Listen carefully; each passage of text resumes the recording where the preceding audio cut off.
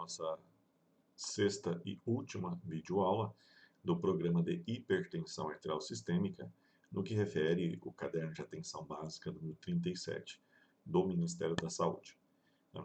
É um fator a ser abordado, um fator a ser citado, é que em crises hipertensivas, que é o tema que abordaremos hoje, ele é citado pelo caderno 37, que é o caderno de atenção básica de hipertensão arterial sistêmica, e o caderno ele cita, referenciando, que se faça a busca no caderno 28, que é o caderno de atendimento à demanda espontânea, no que tange crises hipertensivas. Então essa aula ela tem como referência o caderno 37 e o caderno 28 do Ministério da Saúde, no que diz o atendimento da demanda espontânea.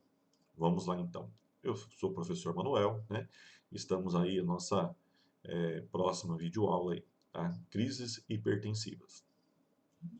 Bom, as crises hipertensivas, elas são divididas didaticamente em emergências hipertensivas,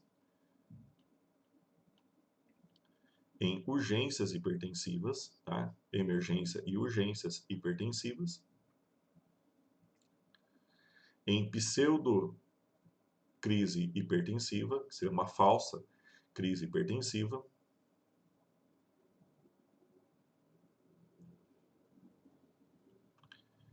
e nós temos a elevação eventual do nível pressórico. Tá? Então, há três classificações: emergência, urgência hipertensiva, tá? As duas na mesma classificação, pseudocrise hipertensiva e elevação eventual do nível pressórico. Tá? Vamos às ponderações. Primeiro, emergência hipertensiva. Aqui dá para se perceber que é a forma mais grave da crise hipertensiva. São condições em que há elevação crítica da pressão arterial com quadro grave. Tá? Então, é uma elevação aguda, uma elevação grave e que cursa progressivamente com lesão no órgão-alvo. Então, o que diferencia uma emergência hipertensiva de uma urgência hipertensiva é que na urgência não há lesão aguda em órgão-alvo. Na emergência hipertensiva, há uma progressiva lesão de órgão-alvo, com risco de morte iminente, tá? Exigindo, então, uma imediata redução da pressão arterial com agentes aplicados por via parenteral. Então, na emergência hipertensiva, se exige que se reduza a pressão de forma rápida. Na urgência hipertensiva, pelo contrário, a redução da pressão deverá ocorrer entre 24 a 48 horas. Tá? Então, essa é a diferença. Na emergência hipertensiva, que é o que estamos falando agora, a atenção básica estabiliza o paciente e referencia para o atendimento em serviços de urgência, UPA ou hospital. Tá? E o tratamento é com medicações parenterais, por via endovenosa. Agora, na urgência hipertensiva, o paciente pode ser tratado, o usuário, né, na unidade básica de saúde, com medicamentos por via oral. É o que falaremos daqui a pouco. Vamos conhecer e falar um pouco mais das emergências hipertensivas. Tá? Então, na emergência hipertensiva, há uma elevação abrupta da pressão arterial. Então, a elevação ela é aguda e rápida, em território cerebral, perda da autorregulação do fluxo sanguíneo, isso pode ocorrer, evidências de lesão vascular, por exemplo, um acidente vascular cerebral, com quadro clínico de encefalopatia hipertensiva. Há lesões hemorrágicas de vasos da retina e papiledema. Então, existe comprometimento de órgão-alvo. Muita atenção para papiledema e para comprometimento de vasos da retina e lesões hemorrágicas cerebrais, que pode ocorrer. Habitualmente apresenta-se com pressão arterial muito elevada em pacientes com portadores de hipertensão arterial sistêmica crônica. Então, o paciente é um hipertenso crônico e apresenta uma crise hipertensiva, emergência hipertensiva. Ou menos elevada em pacientes com doença aguda, como em eclâmpsia, glomerulonefrite aguda ou em uso de drogas ilícitas, como, por exemplo, usuários de cocaína. Tá? Pode estar associadas, não sempre estará, mas pode estar associada a acidente vascular encefálico, edema agudo de pulmão, as síndromes isquêmicas, por exemplo, infarto agudo do miocárdio, e dissecção de aorta. Tá? Então, o quadro de emergência hipertensiva é um quadro grave, que está associado à lesão aguda de órgão-alvo e pode estar associado a eventos que podem cursar com a morte, de forma rápida. Tá? Então, é um ponto a ser observado. Esses casos de emergência hipertensiva, eles requerem manejo imediato do paciente, um encaminhamento ao serviço de emergência, de urgência, pois há risco iminente de vida, ou de lesão orgânica imediata. Né? Então, esse é um aspecto importante. Então, na atenção básica, o fluxograma é encaminhar para referência, serviço de urgência ou emergência. UPA, SAMU, hospital. Né? Então, já entendemos agora emergência hipertensiva, cursa com lesão órgão-alvo.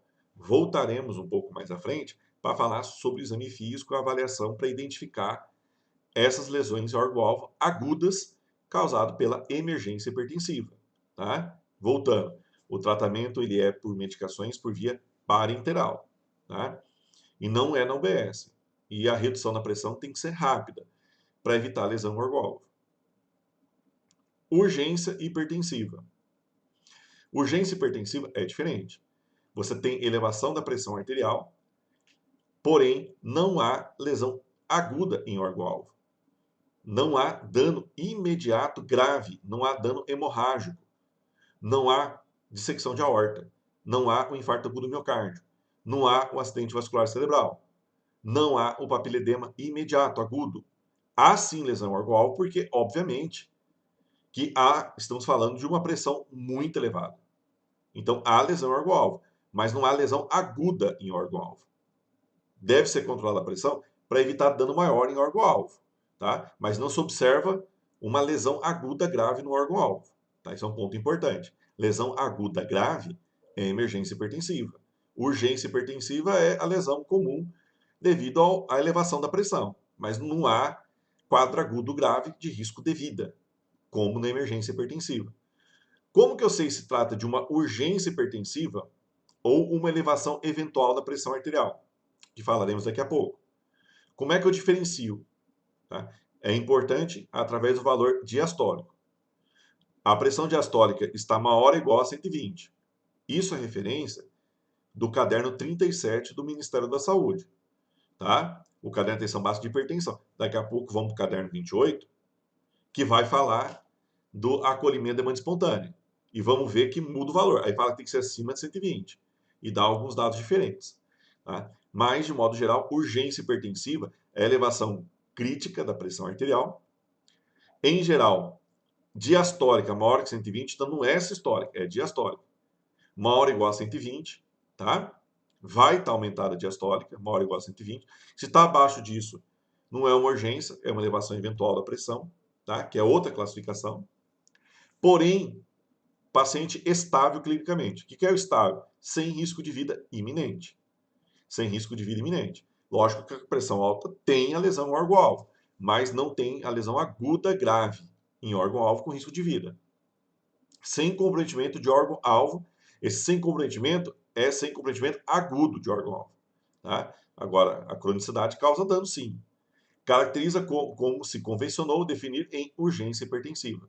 Então, vamos diferenciar. Emergência hipertensiva, a lesão aguda em órgão-alvo, hemorragia cerebral, cursando com encefalopatia, papiledema, que é hemorragia na retina. A gente vai ter quadro grave hemorrágico ou isquêmico no coração, tá? Ou dissecção de aorta. Tá? Então, isso é crise hipertensiva emergência. Na urgência, a pressão está muito elevada, a diastólica maior ou igual a 120, tá? Está muito elevada, porém, não tem lesão aguda em órgão-alvo. Tá? Isso é um ponto importante. Não há lesão aguda em órgão-alvo. Tá? Então, não tem esses sinais e sintomas de lesão iminente com risco de vida em órgão-alvo. Essa é a principal diferença. Emergência, abaixar rápido a pressão. Urgência, abaixar gradativo entre 24 a 48 horas. Emergência, medicamento parenteral. urgência, medicamento por via oral. Pacientes que cursam com urgência hipertensiva estão expostos a maior risco futuro de eventos cardiovasculares comparados com hipertensos que não apresentam. A gente está falando aqui que mesmo assim a pressão alta vai ter lesões um pouco em órgão-alvo. Fato que evidencia o seu impacto no risco cardiovascular do indivíduo hipertenso e enfatiza a necessidade de controle adequado da pressão arterial cronicamente, ou seja, controlar a pressão porque a urgência hipertensiva é um descontrole de um hipertenso crônico, tá? A pressão arterial nesse caso deverá ser tratada com medicamentos por via oral, buscando sua redução em até 24 horas, ou até 48 horas, inclusive até 48 horas, tá? Na UBS, inclusive, tá? Isso é um ponto importante. Embora a administração, olha que dado importante, embora a administração sublingual de nifedipina de ação rápida seja amplamente utilizada para esse fim, para urgência, você fura o comprimidinho do nifedipina e instila ele a gotinha sublingual, tá? Foram descritos efeitos adversos graves com essa conduta. Então, nifedipina não deve ser dado em urgência hipertensiva, tá? Como se dava antigamente. Está proscrito esse uso. Não deve ser dado. A dificuldade de controlar o ritmo e o grau de redução da pressão arterial, sobretudo quando intensa, pode ocasionar acidentes vasculares encefálicos e coronarianos no paciente. Então, o uso de nifedipina em urgência hipertensiva pode causar o quadro de acidente vascular cerebral por queda abrupta da pressão ou acidentes coronarianos. Então, não é recomendado em urgência hipertensiva, mas se utilizar o nifedipina debaixo da língua, que é o Adalat. Não pode, tá? O risco importante de estimulação simpática secundária, que pode causar o efeito rebote, a existência de alternativas eficazes, bem mais toleradas, tornando o uso de nifedipina de curta duração, em cápsulas, né, não recomendável nessa situação mais. O recomendável é o captopril por via oral, tá? E não é debaixo da língua captopril, porque o comprimido não é feito, não é produzido, não tem uma apresentação que tenha uma boa absorção por via sublingual. Deve ser tomado, porque sublingual debaixo da língua, o captopril não absorve adequadamente o comprimido. Ele é absorvido por via oral e não sublingual. Tá? A prática de administração sublingual do comprimido de captopril não é recomendada, pois suas características farmacocinéticas, né, não permitem a absorção de doses ideais por essa via. Isso é um ponto importantíssimo, devendo, portanto, ser deglutido. Captopril debaixo da língua não é para ser dado. Bom, entendemos agora da emergência hipertensiva, entendemos da urgência hipertensiva, que é classificada como paciente estável, sem risco iminente de morte, sem lesão órgão-alvo aguda, tá? Sem sintomas, tá? Agudos, mas com a pressão diastólica maior ou igual a 120. Então, o que define é esse conjunto que eu falei para vocês. Não tem sintoma, assintomático, sem lesão órgão-alvo e a pressão diastólica maior ou igual a 120. Tá? E geralmente é um hipertenso que não está controlado, que teve um descontrole. Abaixar a pressão em 24 a 48 horas e a droga não deve ser dada nifedipina. É para dar captopril, não é sublingual, é por via oral. Tá? Esse é um ponto importante. Pseudocrise hipertensiva. O que é pseudocrise? A pseudocrise, o nome já diz, é uma falsa crise hipertensiva. Então, a pressão diastólica não está 120 para cima, não é uma urgência, tá? Não é uma emergência, porque a pressão não está tão alta e ela não tem lesão em órgão-alvo aguda, tá? Evento grave cardiovascular, tá? Não tem. A pseudocrise hipertensiva é quando a pressão sobe por uma outra causa. Tá? Por exemplo, uma pessoa que está com cólica renal, que está com muita dor, a pressão dele é normal, 120 por 80, vai 160%. Tá? Isso é uma pseudocrise hipertensiva. A pressão da pessoa, ela subiu momentaneamente, só naquele momento, por causa da dor. Tá? Então há um estímulo. Então, definindo, a chamada pseudocrise hipertensiva é uma situação em que não se enquadra na classificação tradicional nem de urgência nem de emergência hipertensiva. Porém, apresenta-se com frequência muito maior em serviços de atenção básica. Então, na UBS, vem muito paciente com pseudocrise hipertensiva, que a pressão está alta por outro motivo. A ansiedade é o principal deles. Paciente com crise de ansiedade, a pressão sobe por descarga adrenérgica, tá? Então, tem que tratar com benzodiazepínico. O tratamento não é com antihipertensivo. Tá com cólica renal, o tratamento é para dor, não é com antihipertensivo. É um ponto importante. Então, geralmente apresenta-se como uma medida de PA elevada associada a queixas vagas. Pode ser uma cefaleia, pode ter sinais, sintomas, sinais de ansiedade, sem sinais de comprometimento de órgão-alvo. Então, não há comprometimento de órgão-alvo. A pressão subiu momentaneamente, mas subiu por conta de um motivo. E tem que tratar esse motivo, e não a pressão. Tá? O tratamento nesses casos deve ser dirigido à causa da elevação da pressão, ou seja, é ansiedade, tratar a ansiedade. É cólica renal, dor, tratar a dor. É uma enxaqueca, tratar a enxaqueca. Como o uso de analgésico para a presença de cefaleia, de modo a evitar o risco de hipotensão ou isquemia cerebral miocárdica. Por quê? Vamos supor que você vai tratar uma pseudocrise hipertensiva, você vai querer dar um antihipertensivo. Aí, você dá um ansiolítico, a pressão abaixa com o ansiolítico. O antihipertensivo vai fazer dar uma hipotensão. Então, não é para dar antihipertensivo. É para tratar a causa. Tá? A pseudocrise hipertensiva oferece uma oportunidade para reforçar as medidas não medicamentosas ou otimizar o tratamento medicamentoso. O manejo da crise hipertensiva é descrito, mais detalhado no Caderno de Atenção Básica 28, que é do acolhimento e demanda espontânea, que é o que a gente vai citar agora. Vamos falar do Caderno 28. Então, o Caderno 28 fala sobre a hipertensão arterial sistêmica e alterações agudas. Fala que a hipertensão é uma doença que representa um dos maiores problemas de saúde pública no Brasil e no mundo, geralmente elevado custo médico-social, principalmente com sua participação em complicações como doença cerebrovascular, na doença arterial coronária, na insuficiência cardíaca, na insuficiência renal crônica e na retinopatia hipertensiva e na insuficiência vascular periférica. Então, são as complicações da hipertensão. Aí o caderno 28 define: a hipertensão pode ser traduzida como aumento dos níveis pressóricos acima do recomendado e mantido. E aqui fala que tem que ter duas verificações em momentos diferentes para confirmar a hipertensão. Tá? Isso é um ponto importante que a gente já falou já na primeira aula de hipertensão. E aí, o caderno 28, ele ratifica o 37. Crise hipertensiva se divide em urgência e emergência. A emergência são situações em que ocorre progressiva lesão aguda do órgão-alvo e risco iminente de morte. Necessita de redução imediata da pressão. Tais emergências devem ser tratadas preferencialmente com agente antihipertensivo por via parenteral, em serviço de urgência. Logo, diante dessas situações, o médico assistente de atenção primária deverá chamar o serviço de urgência, o SAMU, encaminhar para o hospital. Urgência hipertensiva.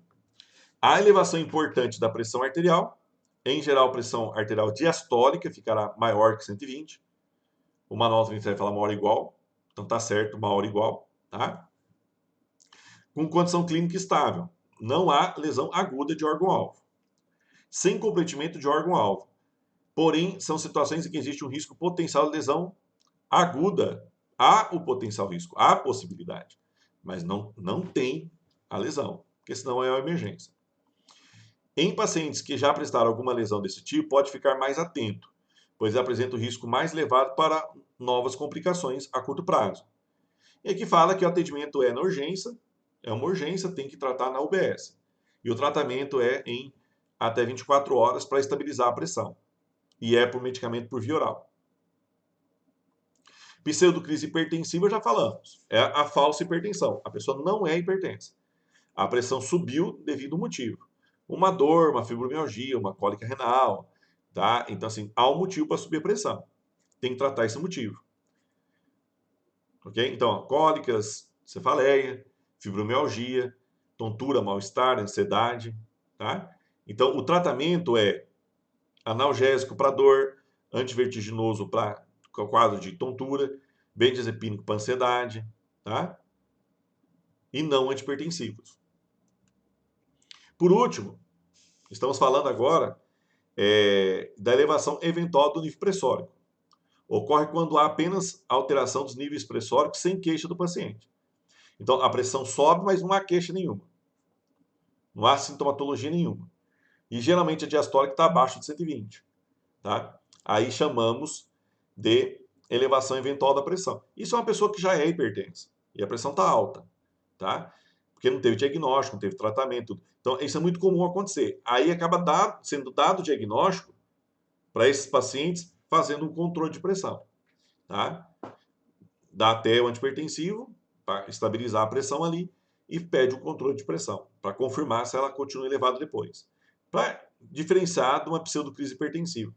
Mas a principal diferença é que na pseudocrise hipertensiva vai ser identificado a causa. Na elevação eventual do nível pressórico não tem causa. Tá? Não tem doença de base, não tem cólica renal, não tem dor, não tem cefaleia, não tem queixa. Tá? Deve-se, nesses casos, então, da elevação eventual, verificar o paciente já é hipertenso. Se há alguma outra patologia que justifique essa alteração. Planejar o acompanhamento adequado para ele, dar início ao tratamento apropriado para a hipertensão, ou ajustar a dose do medicamento se ele estiver já tomando, se já foi hipertenso. Aumentar a dose do fármaco, por exemplo, ou associar outro fármaco. Verificar a adesão ao tratamento proposto pela equipe. Tá? As urgências hipertensivas, pseudocrises hipertensivas, elevações eventuais, são situações que podem ser avaliadas e conduzidas na atenção básica. Só emergência que vai para serviço de urgência e emergência. Tá? A urgência, a elevação eventual e a pseudocrise vai ser tratado na atenção básica. Tá? Porém, deve-se tomar os devidos cuidados de referenciar para pronto atendimento os casos de emergência hipertensiva, que eu já falei, e os casos de urgência que necessitam de exames complementares para monitorização adequada do paciente, para ver se tem pré-eclâmpsia, por exemplo. O que não respondem ao tratamento também deve ser referenciados, porque você deu antipertensivo, às vezes, para uma urgência e não respondeu, reduzindo a pressão do paciente. Aqui é uma tabela que vocês já conhecem, né? De classificação da pressão arterial. A pressão ótima, ideal, é sistólica abaixo de 120, diastólica abaixo de 80, pressão normal abaixo de 130, abaixo de 85 diastólica, limítrofe 130 a 139, 85 a 89, hipertensão em estágio 1 de 140 a 159, diastólica 90 a 99, estágio 2 160 a 179, estágio 2 100 a 109, estágio 3 maior ou igual a 180, estágio 3 na diastólica maior ou igual a 110. E na hipertensão arterial sistólica isolada, maior ou igual a 140 na sistólica, e na diastólica sempre menor que 90. Então, normal a diastólica e alta a sistólica. Tá? A chamamos de hipertensão sistólica isolada, que tem risco também. E a classificação, por exemplo, de acordo com o estágio aqui. Se for 180, é estágio 3 também, que é o risco do estágio 3. Tá?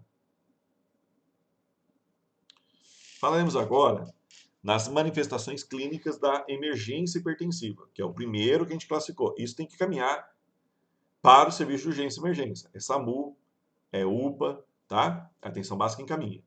Primeiro, os eventos são edema agudo de pulmão, dissecção aguda de aorta, encefalopatia hipertensiva, hipertensão maligna, eclâmpsia. Tá? São as situações de emergência. Edema agudo de pulmão. Tá? O paciente ele vai apresentar angustiado, com dificuldade para respirar e falar. Então ele tem dispneia e ele tem dislalia. Ele não consegue falar, tem dificuldade de falar. Mas por quê? Por conta do aumento da frequência respiratória. Na ausculta pulmonar, vai se auscultar estertores pulmonares. Na saturação de O2 vai estar abaixo de 95, tá? De O2, saturação. Vai ter cianose de extremidade, até oral também. Búlia 3 e búlia 4 presente, tá? Ou A3 ou A4, na ausculta cardíaca. Estágio jugular, você vê que a jugular vai estar tungenciada, vai estar com estágio, vai estar aumentada, tem que observar isso. Tá? Isso mostra comprometimento a nível de átrio direito, né? Síndrome coronariana aguda, o paciente vai ter dor precordial, dor e sensação de opressão precordial importante, acompanhado ou não de náuseas, dispneia e sudorese fria. O paciente tem náusea, tem dispneia, tudo por causa da questão cardíaca. Quarta búlia B4 presente e o eletrocardiograma com alteração. Tá? Então, aqui é um ponto importante da avaliação do edema agudo de pulmão. Quadro grave, quadro agudo, tem que caminhar. Dissecção de aorta, quadro gravíssimo, causa hemorragia grave abdominal, tá? Dor lancinante, é uma dor pulsante, que pode ser precordial, irradiar para as costas, pulso assimétrico, principalmente do lado esquerdo, mais fraco o pulso, tá? Do lado esquerdo, mais fraco o pulso. Sopro diastólico, então na diástole você vai perceber um sopro, principalmente no foco aórtico, tá? Encefalopatia hipertensiva, isso é um ponto importantíssimo. Então, da dissecção de aorta, são esses sinais. Atenção, evento gravíssimo, agudo, intervenção imediata, risco de vida, tá? Muito grave. Patognomônico disso, pulso assimétrico. E no foco aórtico também sopro, tá? Encefalopatia hipertensiva. O paciente vai apresentar sintomas neurológicos. Então, a avaliação da emergência hipertensiva tem que ter avaliação neurológica. Letárgico, com cefaleia, com confusão, confuso, tempo, espaço, distúrbios visuais, convulsão, todos com início agudo ou subagudo. Agudo ou demora um pouquinho para ter, tá? Coisa de algumas horas. Hipertensão maligna, outro quadro. Fraqueza, que é astenia, mal-estar, está urinando pouco, a ligúria. Sintomas vagos cardiovasculares e neurológicos. Na análise do fundo do olho se observa papiledema, que é patognomônico também. Acidente vascular cerebral ou isquêmico hemorrágico. É um complexo de hipertensão maligna. Tá? Súbita alteração neurológica, motor insensitivo, dificuldade de marcha, dificuldade de reflexo palmar, tá? De segurar algo, de apertar a mão. Tá? Distúrbio sensitivo, não sente o tato, né? Belisca, não sente, dor também. Alteração do exame neurológico do paciente, isso é um ponto importante, isso classifica hipertensão maligna. Eclâmpsia. Eclâmpsia geralmente após a 20ª semana de gestação ou até a 6ª semana após o parto. Esse período pode ocorrer da 20ª semana de gestação até a 6ª semana após o parto. Diagnóstico prévio de pré-eclâmpsia, normalmente cursa com a pré-eclâmpsia para ter uma eclâmpsia e desenvolve convulsões. Tá? O manejo clínico das elevações da PA vai depender primordialmente do tipo de manifestações que a elevação da PA está causando. É natural entender que a indicação de droga, se o controle clínico laboratorial deve ser adequado a cada condição clínica específica. Então, cada condição vai ter uma droga específica. Isso é protocolo já de emergência. Foge da atenção básica. Tá? Esses atendimentos aqui fogem da atenção básica. Isso a gente não vai aprofundar. A gente, no manual, nem aprofunda, né? De atenção básica. Baseado nessa avaliação clínica inicial, o médico deve poder distinguir entre os 3 tipos de elevação da PA. Se é urgência e emergência, se é pseudocrise hipertensiva ou se é uma elevação eventual. Tomar as condutas de acordo com a classificação. E aí está falando do quadro para a conduta. Exemplo. Se é uma emergência hipertensiva, o médico tem que estabilizar o paciente e encaminhar para a referência. Emergencialmente, rapidamente. Urgência hipertensiva. Medicar o paciente por via oral com beta-bloqueador, propanolol, ou captopril, ou clonidina. A gente vai ver daqui a pouco. Por via oral na UBS. Ou, tá? Não é os 3 juntos não, pelo amor de Deus. Com o objetivo de reduzir a pressão entre 24 a 48 horas. E realizar o acompanhamento ambulatorial. O paciente vai vir na UBS no outro dia e vai acompanhar também. Pseudocrise hipertensiva, a falsa crise hipertensiva. Tratar necessariamente a patologia que levou ao aumento da pressão, porque a pressão estabiliza. Elevações eventuais no nível da pressão alta, da hipertensão, da pressão arterial. Planejar o diagnóstico de hipertensão, se for o caso, pedir um controle. Avaliar a adesão ao tratamento do paciente, se ele já faz tratamento, se ele toma medicamento, se não toma, prescrever. Né? Se já prescreveu o que ele já toma, né? Aumentar a dose, talvez. Se necessário, introduzir um medicamento novo ou adequar o tratamento atual. Adequar é aumentar um pouco a dose necessária, se ele estiver aderindo ao tratamento corretamente. Se estiver tomando a medicação corretamente. Tá? O tratamento das crises hipertensivas vai depender se estamos diante de uma urgência ou de uma emergência hipertensiva. Se for determinado que seja uma emergência, o tratamento deve ser realizado com agentes antihipertensivos parenteral, endovenoso, que devem ser administrados em um pronto atendimento, não na UBS. De preferência com o suporte de unidade terapia intensiva. No máximo, a UBS pode fazer ali um Lasix, um furosemide, EV, e encaminhar para a via SAMU. Quando é uma urgência hipertensiva, pode utilizar o via oral. Beta-bloqueador, que é o propanolol, ou atenolol, o captopril, que é inibidor da enzima conversora de angiotensina 1 e 2, ou o clonidina, qualquer um dos três. O mais usado é o captopril. Lembrar que o captopril deve ser deglutido, engolido, pois sua apresentação comercial não permite a absorção de bar da língua, sublingual. Não utilizar nifedipina sublingual para esse fim, já que pode causar hipotensão acentuada. Por vezes, refratário. O que é refratário? Nifedipina baixa, depois sobe a pressão. Isso não é bom. Tá? O paciente tem uma enxaqueca muito forte, no mínimo. Risco de acidente vascular cerebral isquêmico ou hemorrágico. Tá? Pode ter acidente vascular cerebral, então, como estamos falando. Lembrar que o nível de pressão ideal deve ser alcançado em 24 a 48 horas. Isso não é urgência. Apesar de bastante utilizados em tratamento de urgência e emergência hipertensiva, esse só deve ser dado a nifedipina quando tem edema agudo de pulmão. Quando tem edema agudo de pulmão, a nifedipina é um medicamento eficaz. Tá? Lógico que o furosemide é o ouro, né, para isso. É o melhor. Que enxuga o paciente. Já doentes que apresentam com quadros menos dramáticos, com queixas como cefaleia, tontura, ansiedade, dor torácica inespecíficas, que apresentam alteração da pressão, devem ser avaliados clinicamente para exclusão de lesão em órgão-alvo, ou seja, vai que esse quadro ansioso aqui de dispneia, tudo, é por lesão órgão-alvo. Então tem que examinar sim, tem que descartar sim. Tá? Na dúvida, faça eletro.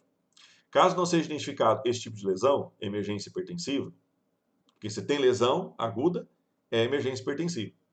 Os pacientes devem ser medicados com sintomáticos, se não tiver lesão, remédio para dor, por exemplo, e ficar em observação em um local silencioso, para acalmar e a pressão voltar ao normal. Tá? E aí vai monitorar para ver se estabilizou o quadro. Isso é um ponto importante. Tá? Se não, se piorou, referenciar para o hospital. Então, as UBSs, elas têm que ter um local para atendimento de urgências. Ela tem que ter um leito, tem que ter um local para o paciente ficar deitado, uma sala específica, com medicamento de urgência, tem que ter. Tá? Isso é fundamental.